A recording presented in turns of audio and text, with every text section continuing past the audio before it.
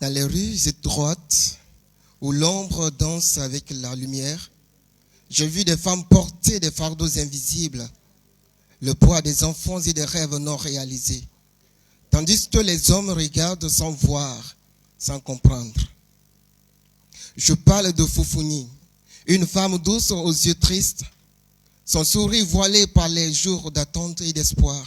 Chaque grossesse devient un défi, une campagne, une montagne à gravir, pendant que son mari kiff reste aveugle aux douleurs cachées. Il ne voit que des enfants comme des symboles de réussite, des bouches à nourrir, des espoirs pour un avenir meilleur.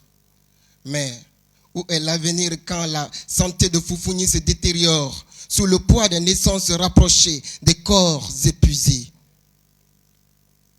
Les chaînes invisibles de la tradition et de l'ignorance, liées aux poignets de ceux qui ne voient pas plus loin, que l'illusion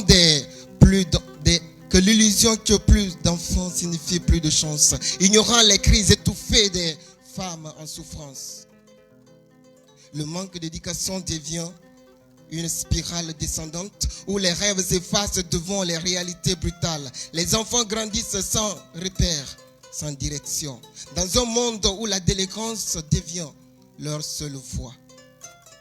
Et le patriarche aveugle à sa propre ignorance se vante de sa progéniture comme d'un héritage précieux, sans voir que chaque enfant non désiré est une épine dans le cœur de sa femme, dans l'âme de sa famille. Mais au milieu des ombres, il y a une lueur d'espoir. Dans les voix des sages qui prêchent les prévoyances, la santé des femmes comme un plié sacré à protéger, la planification familiale comme un chemin vers la liberté. Il est temps de briser les chaînes invisibles qui retiennent les générations captives d'un cycle de souffrance, pour que chaque femme puisse être la gardienne de sa santé, pour que chaque famille puisse écrire une histoire de succès. Écoutons les leçons du passé, les douleurs non exprimées, les femmes oubliées, les enfants perdus dans les rues. Choisissons l'éducation, la compassion, l'amour vrai, pour que chaque battement de cœur soit un chant de victoire.